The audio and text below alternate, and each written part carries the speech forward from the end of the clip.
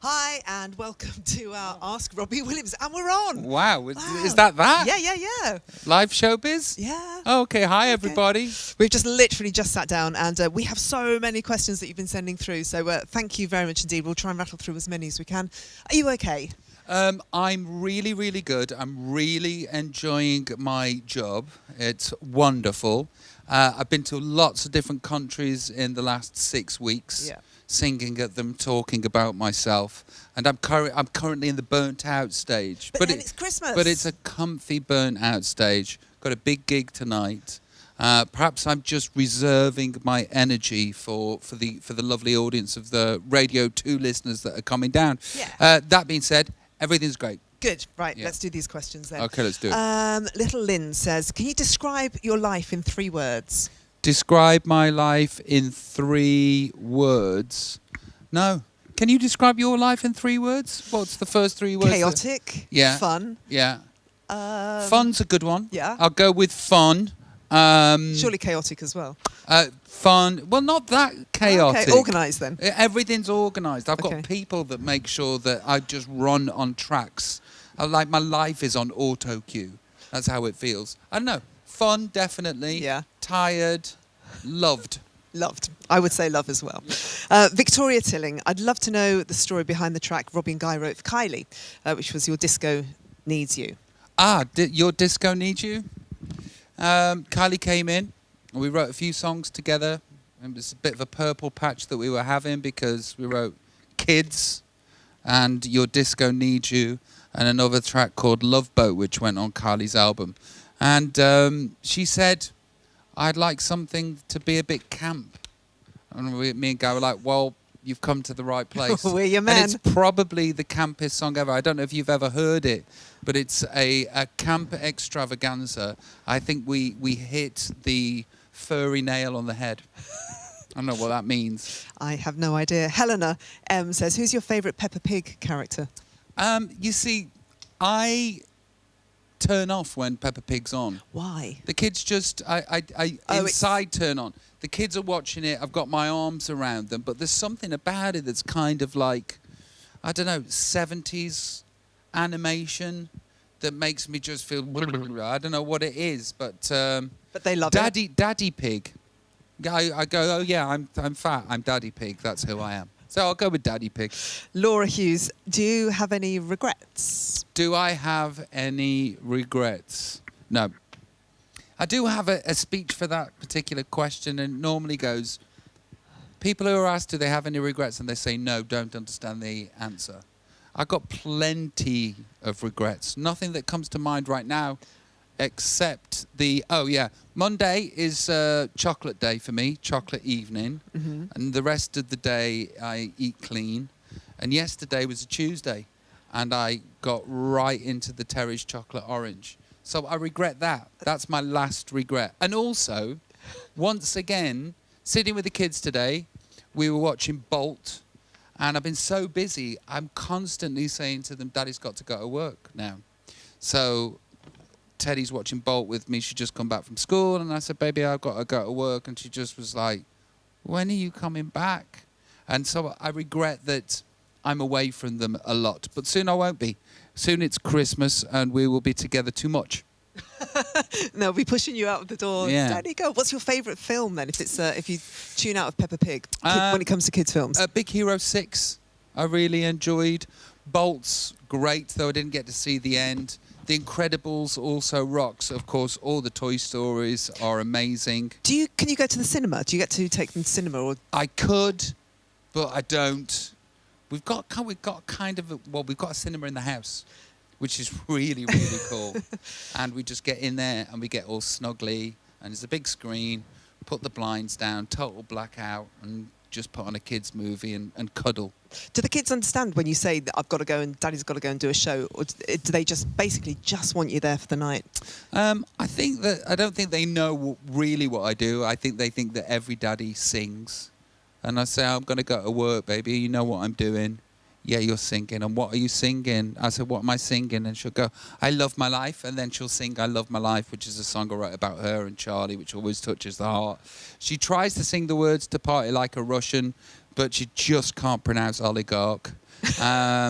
She thinks every daddy goes singing. And Mummy has let them believe that Mummy also sings. Oh, I see. Because Mummy will say, I'm going to go to work now. And she'll say, what are you doing? And she's saying, you're singing, Mummy. And Mummy will go, that's right. Can she sing? No. Dahlia A says, time travel. These are quite taxing questions. Sorry about this. Time travel. Where would you go? When? And why? Time travel.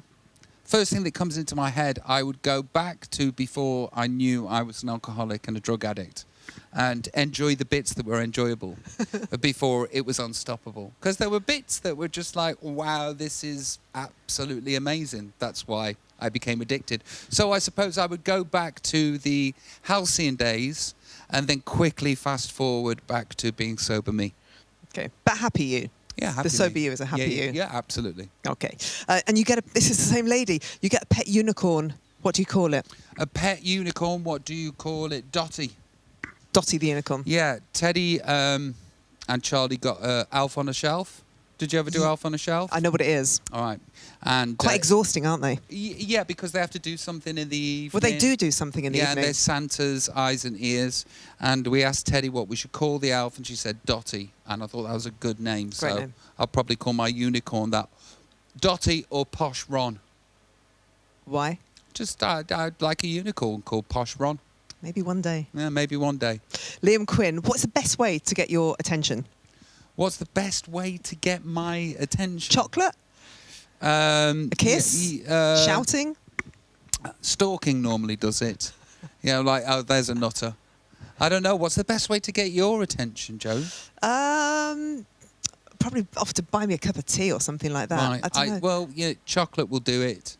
Or being rude. That always gets your attention, always gets doesn't it? my Yeah. attention, yeah. Little Me Thatter says, would you ever like to go down writing a musical route like Mr. Barlow? Yes, I would do, but my attention span is not very good.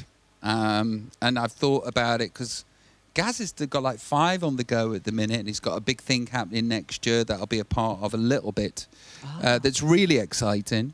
And you are going to be involved? But but only a little bit. Okay. And basically, I need a grown-up like Gary Barlow to shepherd me into concentrating. If Gaz wants to do one with me, Gaz, I'd really love to do a musical with you. And you know how I am with my ADHD. So you need to be the grown-up. Let's do one. Okay, musicals. Do you like musicals? Have you got a favourite one?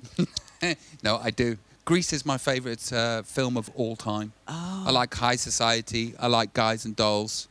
Have you ever acted in Grease? Because you would be a great Danny. Well, thank you very much. See?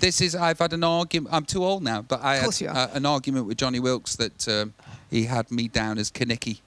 And I could never, I was just never he's too cool. Yeah, there you go. Exactly.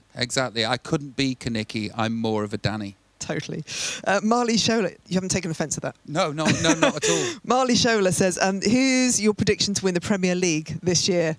Who is my prediction to win the Premier League? You can't look past Chelsea at the moment because they've won 8 games in a row. They seem to have shored up the defensive problem that they had. If they keep everybody injury-free, I reckon they could do it. Arsenal are looking good too, but we all know what happens to Arsenal after Christmas. They sort of go downhill because they've got a soft centre. Alexis Sanchez is amazing, should always be played up front because he earns me the most dream team points. Man City under Pep are still getting used to his ways. They will be a force, but I don't think it's going to be this year. Manchester United are out of it.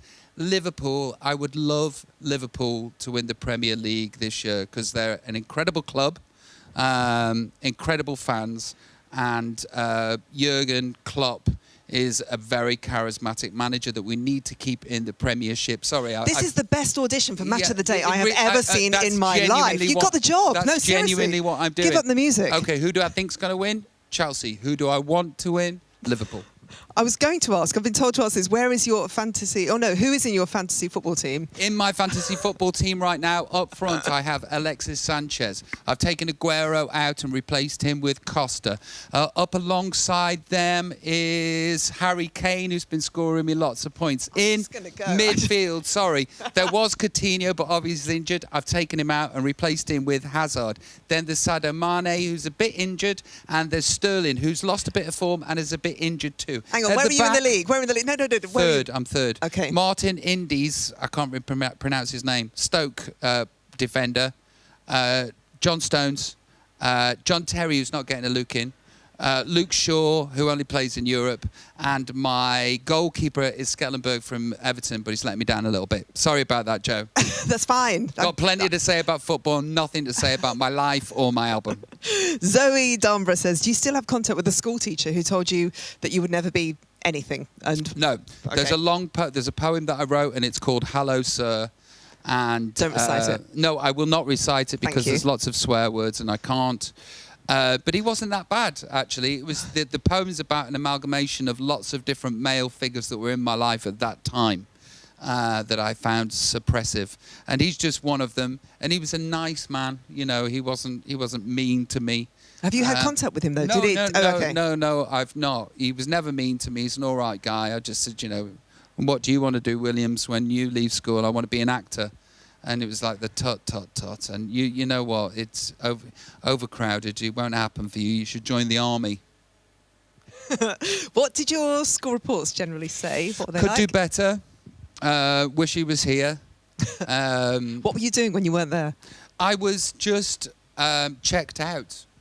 With your mum? Hanging out with your mum? No, or no, just- no. I was there.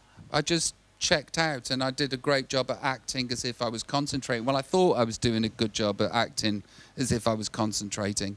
I just spent all of my time looking out the window, thinking about food and possibilities and football and, you know, being a pop star or being an actor. But I just could not get anything that was happening in class. It would not go into my head. Hence, I left school with no GCSEs. None at all? Nothing higher than a D. I was completely useless at school. Was there anything that you were good at? No. I was okay at PE, but I wasn't very good at anything. The funny thing is, the day that I got my exam results, I opened them and I knew that I would be in serious trouble with my mum. And, you know, my mum's a formidable figure. Mm-hmm. And she was going to lose it more than she'd ever lost it before. And I went and me and my mate had £2.50 each. We got 5 cans of bitter, sat on the bowling green, got drunk because he got useless exam results too. And off I went bravely to go and tell my mum. And I opened the door and I was a bit drunk, 10 Benson and Edges, 2.5 cans of bitter. And I said, Mum, I've got something to tell you. And she said, well, I've got something to tell you. And I was like, well, you first. She says, you're in that band. Oh, my gosh. Yeah, same day. So I never had to disclose that I got no GCSEs. Wow. Revelation now to your mum, then. Yeah. What's So the was worst Mum. telling off she's ever given you? I mean, she must have scared you in the past. There's been quite a few. But they've all been like sort of after alcohol related, or going to raves and coming back late from raves related. Did she punish you? Yeah. Did you ever? Yeah, have any punishments? I mean, like there was punishment, and then there was the sort of gentle, loving punishment. I went to a rave in just early 1990, and I came back. My head was a bit displaced, and she knew that I'd been up to something. The next day, she made me chop up a tree with a very little axe. She's clever. Like She's the smartest mum. Oh my God, yeah. I mean, I still ended up going to rehab twice, so didn't work. How do you worry? You must be aware of your kids and just mindful of the trouble that you've got into. How do you deal with them?